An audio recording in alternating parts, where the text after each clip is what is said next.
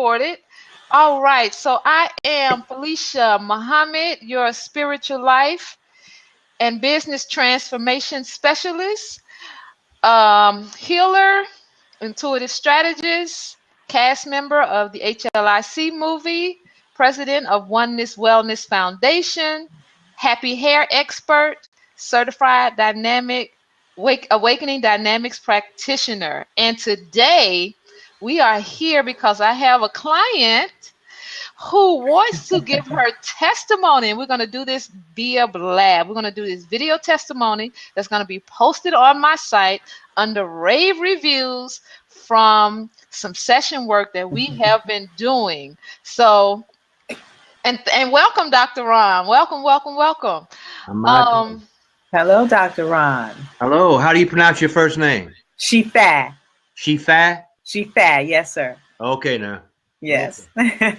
All right. So, Shifa, you can take the floor and say how you were before, and then after the result, whichever session you're going to be talking about that we did and what your testimony is. All right. So thank you so much for having me on this Blab at this time. I'm so honored to be able to give the testimony. The work has been phenomenal in my life. Thank you so much. I had an issue, a blockage of inauthenticity, not being authentic in my new work that I've taken on, my encore career, as I call it. Okay. So I've been a natural healer for 44 years, and in the last 8 months became a financial advisor, licensed and ready to go. I'm so happy about that. And it came out of the portion of our foundation that is 6 domains: healthy mind, body, family, finances, community, and environment. Mm-hmm. And the family and the finances part was the struggle. And the way so I got involved and now I'm in this practitioner. I'm this licensed professional, financial professional. However, my blockage is that I'm really a healer, and I'm used to talking to people and a speaker. So I'm used to talking to people in numbers, and the way that we service the clients in the financial industry is that we go into their home, we sit with them one-on-one, and I know that doing it different, I know it can be done differently. So I'm having success, I'm happy to say. And I did a clearing with Felicia so we had 1 sleep cycle so far. So we did it yesterday to find out why it was that I'm having this blockage when I want to talk to people or prospect, right? When I want to prospect people and feeling like this is not quite right. I can talk about healing all day long and half the night, right? But this wasn't fitting for me. And I know all the information. I'm skilled. I give a great presentation. I do all that wonderful. But in the shopping mall or somewhere when I'm meeting people, it just wasn't coming out. We did a clearing on yesterday to remove the fear and open up my authenticity so I could be and find out if this work was right for me and how to best operate in my highest good and highest good for others in my newfound career. So I got up so we had the session yesterday. I got up this morning and made 5 appointments before 10 o'clock this morning. Now I'm coming from a space of don't want to pick up the phone, right? I sit with the phone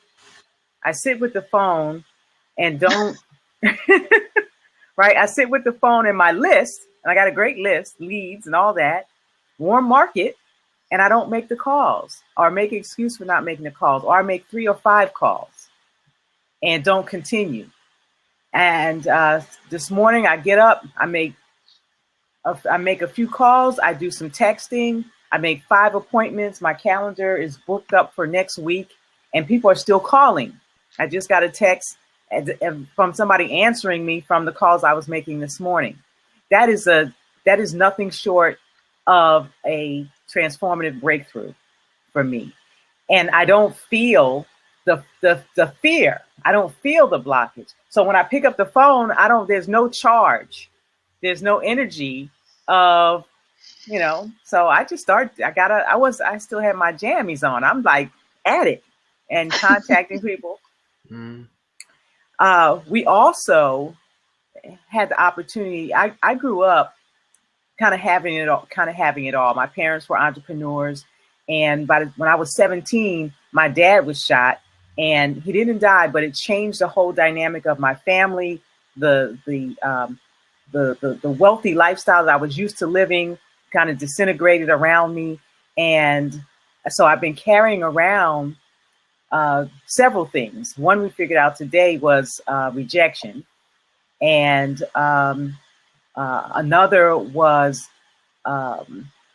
what was the do I think that money was it was the one the other lady had this morning too.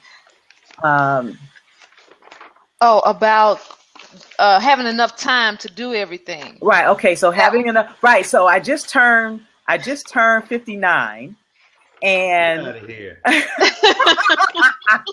Doc, this is who I was telling you about. This is who I was telling you about. The webinar now. You're bad. Let me shave real quick. I maybe look a little younger. Okay, I think you look good. Okay, thank you. All right. Prediction here. Okay. So I just turned 59 in August, and I was having this conversation about not being as ambitious as I used to be. And there's so much there's so much life inside of me. There's so much to do. My goals and my dreams, my aspirations, all of those things. And do I have enough time to get them done? So I wasn't really afraid about it, but when and it came from the other woman's testimony about it, and I identified with it. I said, I'm having that. And we tested. And we tested. Right. Yes, we did subconscious block testing. Yes. Mm-hmm. And so it was affirmed that I was having that conversation. And so we were able to remove that block. And I think I need a sleep cycle. But I feel really relieved from that, not even being conscious of it. So because it was in my subconscious and it did come up, and I've been doing this sensitivity piece on my own, it all culminated with what Felicia has helped me through. There's probably about 10 things. So let me just say the last one that happened, and then maybe I can back up. So we just did a session maybe 15 minutes ago on I'm in an elite circle program I'm with Transamerica. So I'm in an elite circle program, and it's performance based.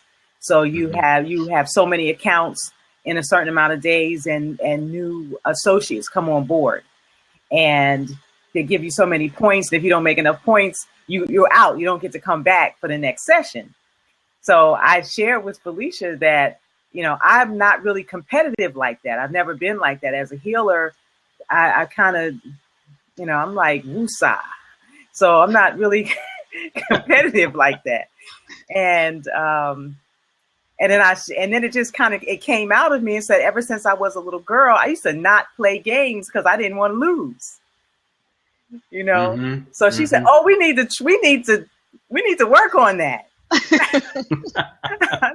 I said, "Okay, yeah, we need to work on that." So, and I'm more of a cooperative spirit, and so this whole piece of having to compete and be challenged by another associate to do so many points and all of that, I wasn't even feeling that. So I said, so the next one is Saturday, and I don't have enough points to get in to the next one. So I needed some recruits and some points. So how about we do the clearing? right? We do the emotional block clearing, and we get off the phone, and Kim, Felicia, you're talking, and we said it's going to come easily and effortlessly. She called me. She said, I've been on your site looking around for the past week, and I want to get involved. Wow. So I want to get involved. And we had talked about wills and trusts and some other things like that last week. And she called me with some concerns. And she has another another company she was dealing with. So I was surprised. I was really surprised. So she chose to come with us. So I just sent her the app, and here we go. So it was like instantaneous. It was from the that was not 20 minutes ago, because we took a 10-minute break. Right? We took a 10-minute break, and then I came on. And that happened in between that time. And then I have another person who's texting me right now talking about yes, they want to schedule for next week. And the other one who was trying to schedule on top of some stuff I already have going on, she's putting hers in. So it's easily and effortlessly. And you're going to make your quota. So I'm going to make my quota so I can get back in the class, right? Yeah. And that whole feeling of it being uncomfortable and difficult to do something that, well, I might not be able to do it, and because I'm not competitive, and all of my shit.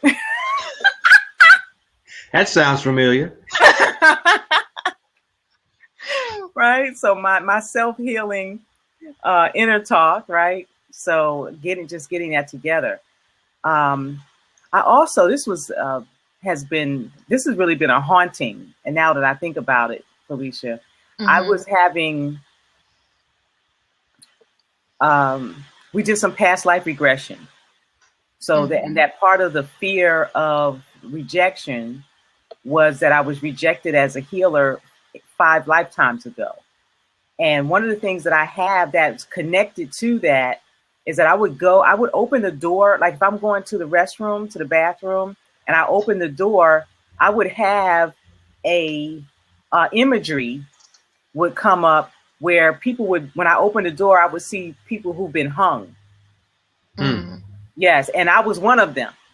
And so it wouldn't come, it was not frequent, but every now and then it would just show up. And I remember also movies that I've seen, and also pictures of slavery and things like that. So I was trying to, make it be about, well, that's just the image of something I've seen before that keeps replaying. But it began to be more personal than that. When I could see that, no, that's me. And the last time it happened was last night. I got up during the night to use the restroom, and right before I opened the door, I had that imagery of opening the door, and it's almost, so I have to tell myself, this is the bathroom. That's not what's behind this door. So we did the past life regression today. In the same 15-minute session. In the same 15-minute session. In the same 15-minute session. And so when we got to clear that. So I don't really have anything other than the feeling of relief. And I'm not saying that lightly. And being able to really talk about it, because I hadn't made the connection that it was that I was seeing that imagery because of my own past life experience with rejection, having to do with being a healer. You see, so connecting those dots, and I'm a connect the dots sister. Okay, so being able to connect those dots, it brings so much more clarity to the things that the reason and the feeling that I have, even when I'm dealing with my healing clients, thinking that they're not going to receive it, and we get wonderful results, but I always have to work through my own stuff about knowing I'm doing what's what's in their highest good, what's right for them, and that they will receive it. So for 44 years, I've been successful at treating lots and lots of people, and but I wonder now how much more effective I could have been, with that clearing. So the mighty I am presence. Of course, I'm just a vessel. You still there? Both of you went out. Yes. Yeah, we're there. Oh, okay. No, we're here. All right. We're here. Yeah. Okay. Yeah. So, but yes, sir.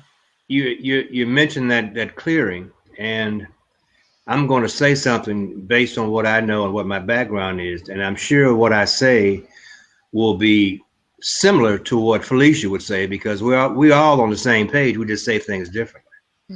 But this whole thing about clearing is this once convoluted mindset you had is now one of clarity, which brings you into a growth mindset. If we stay fixed all of our lives, we can't channel anything into our minds that are going to be new and fresh. So that's what you're experiencing now, from my vantage point. Yes. What do you say, Felicia? Yeah, I can see that, because that's exactly what the clearing and the releasing of the blocks is. It's releasing programs, experiences, attachments that have been, whether it's been on the soul level, the history level, the karmic level, the genetic level, that has been passed down, because she didn't necessarily in the past life regression, it was her 5 lifetimes ago. Okay, so who was she 5 lifetimes ago? So that passed on down, because that energy was still there, and there was no closure to that. So it had to be, it was a part of an agreement that she made before she even reincarnated in this lifetime, that she was going to have this experience to be able to help bring her into the fullness of who she is as the divine being. Yeah. In flesh. Yeah. And I also see that as an intercession. It's a genetic intercession. We are who we are. Our DNA is what it is. And as long as we try to combat that, and instead of accepting it, that blockage will continue. Another term that comes to mind is the energetic invitation. And we're experiencing right now on the webinar what that is. The energy that's coming through during this conversation is releasing a lot of those things, even with me today, that I had yesterday that don't exist now, because I'm seeing things a little differently based on this conversation. Right. And Dr. Ron, if you wouldn't mind sharing your before and after with the session that we had, because I by God's grace, like to be very transparent. So I have to say that with Shifat having 44 years of healing and mystical experiences, and when I say mystical, I mean that literally, of the stuff that we see like it's spooky, but it actually is real. And Dr. Ron being an educated psychologist, PhD, and here I am, little girl from the projects, raised by a single parent, had daddy issues, and now have been made to exemplify and embody this spirituality piece that I am, and this healing piece that I hid under a bushel basket and behind my arms, because I didn't want to keep sticking out and people making fun of me, so I hid it. And now coming into it, I have to tell you, I was like, as I was beginning to evolve the service work that I do, and actually coming out the closet and saying, yes, I'm a healer, I'm intuitive, yes, that is me. And attracting people to, okay, let's do this. I can help you. I can help you. I can help you. So it was intimidating, and it has been intimidating, and aspects of me have sought validation from the PhDs, from those who have more experience than me, you know? And so I wrestled with, how do I classify myself? How do I say what I'm doing? You know, are they going to let me work on them? Are they going to even try it? Are they going to be open to it? So as I began to do this work, and it was no coincidence that one of the first 3 people when I started doing Awakening Dynamics as a practitioner and as an instructor, they were psychologists, all PhDs, who could not believe what was happening because of all the years that they had been studying. They had seen nothing like this before. That's right. Yeah. Yeah. And so, Dr. Ron, if you can share your experience, because I was like, I mean, because Dr. Ron just has this disposition when you see him in person. I mean, he's poised. Look at him. He's distinguished, handsome. And I mean, you know, very, as we talked in one of our conversations, can come across as egotistical or egocentric. You know, like, I know it. Don't tell me nothing you don't think I know, because I know it. You know, and Dr. Ron, that is just like when I first met you, because I was releasing judgment. I was like, he looks good. He got a PhD, and you know, so I stopped right there, because again, it was no judgment. Yeah. And because I had been releasing the judgment of myself, I was refusing to judge anybody else. Okay. And so when we had our session, I was like, yes. You know, and it was, Felicia, it felt good. So it felt good. When we first met and we had that intervention, what prompted you to step out a little further and come at me the way you did? Well, for one, because I know the power of this, and it was your time for you to be able to expand with the heart and the work that you're doing. Yeah. All right. Yeah, and because you were open, because Michelle had already introduced us, and you were open to something greater. I was like, okay, yeah, this is something greater. So let's give it to him. I ain't got shit to lose. You know? That's right. So I wanted to just share it with you. And again, I'm the type, I don't really make strangers. I can talk to anybody. And so I was at the time, because I had just developed my program, put it together, and I was collecting testimonies, you know, so I wanted to share it. Anybody who was open, I was like, okay, let's do it. Gotta give me a testimony, you know. So that was the intent and the energy behind all of that.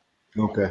But before you go into your no, go ahead, and then I'll read the comments. Go ahead and go into what our experience together from what you experienced with me. Well, Felicia and I met about probably a year ago in a Tai Chi class. Okay. And that in and of itself is a venue of thinking, where you have like-minded people who believe beyond the human body and get more into the spirit of the human body. So we had a lot of energy in that room. So we were giving testimonies this particular day. And my mention of my mother and father divorcing when I was 12 was something that stuck with me up until the time I met Felicia, which was only a year ago. So she told me to zip it up and zip it down and go with the flow and yada, yada, yada. And I did exactly what she told me to do.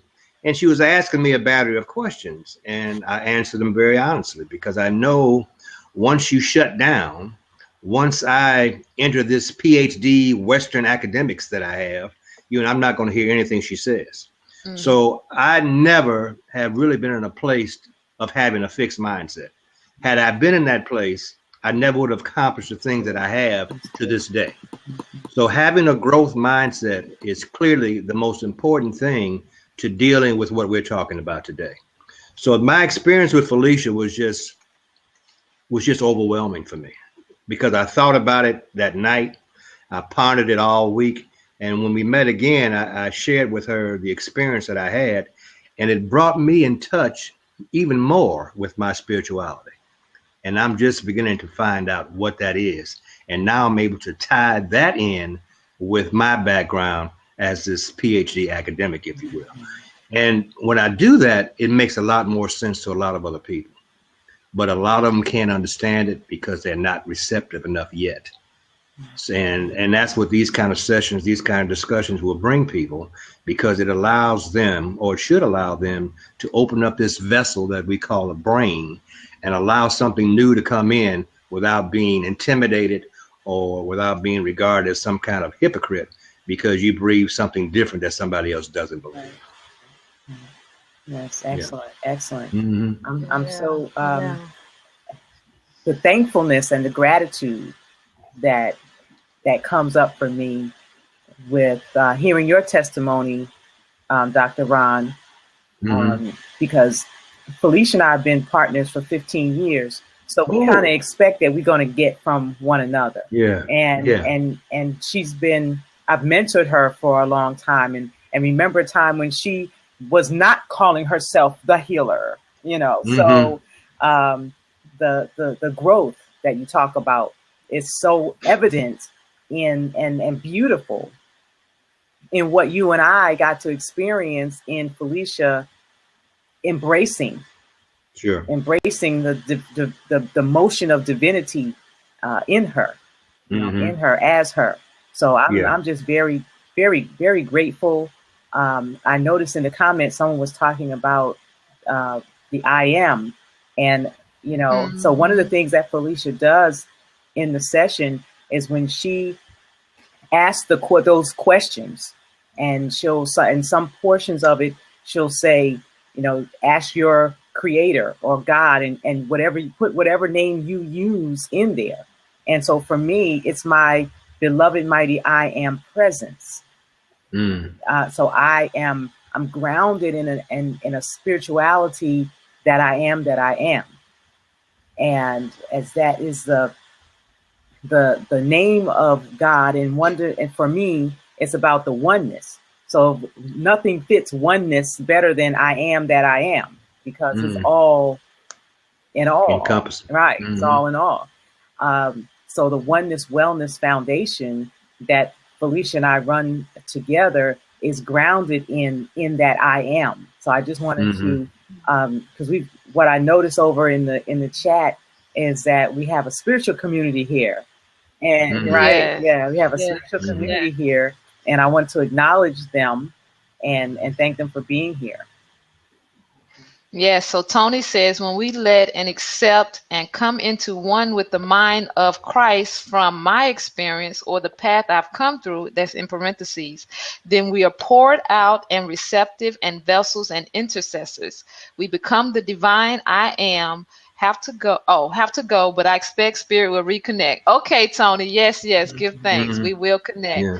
And then Tony goes on to say, as he's leaving, the divine one throughout the whole world is waking up everyone and releasing us from the prison. Yes, that is so true. And I have to be, I'm really grateful for just being made the way I am and the whole experience, because I was raised in the Baptist church, raised up in the Baptist church, and they was like, child, you don't question God. And because of a lot of the traumas and experiences, I won't even say it was trauma, because I didn't even know they were traumas. I just know my daddy wasn't there, and I loved him, and I wanted him to be there. And so I was seeking attention from men that I didn't get from him, And so, everything that comes along with that. And so when I was having those experiences and those feelings, it made me start asking God questions, because I just knew I could, and it's already in me. So I just started asking questions, and I was getting answers, and people were showing up with answers, and solutions were being provided. And so I just kept doing that process because it worked. It worked. The introspection was really key for me. Being very introspective was very key, and it helped me to maintain this joyous and happy experience and expression that I have and who I am, because that is me.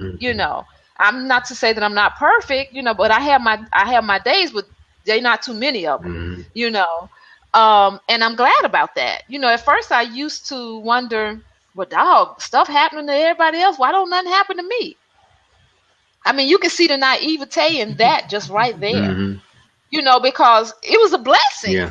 But I didn't really have a whole lot happening to me. But in the Bible it says, well, God chastens those whom he loved much. Mm-hmm. I was like, well, and I can remember saying, well, God must don't love me because don't nothing happen to me. Yeah. So you can see how The mind. just the programming. Yeah.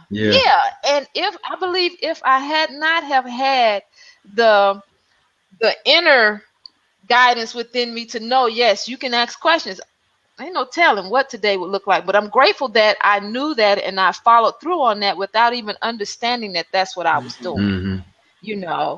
And so so it's been really a wonderful journey to be able to be raised in a family that I agreed to come, that I accepted and chose to be my mother and father, to have this experience, and by God's grace, and being able to be raised through from the Baptist church to Islam, and really seeing the expansiveness of what Islam, under the teachings of the Most Honorable Elijah Muhammad, has done for me personally, and how it brought clarity, and it removed some smoke screens, and it also expanded my breast. I mean, literally, and so I'm just so grateful to be able to know that I was handpicked to do exactly what I'm doing, and and I used to, try to make excuses or try to downplay it and shy away from it.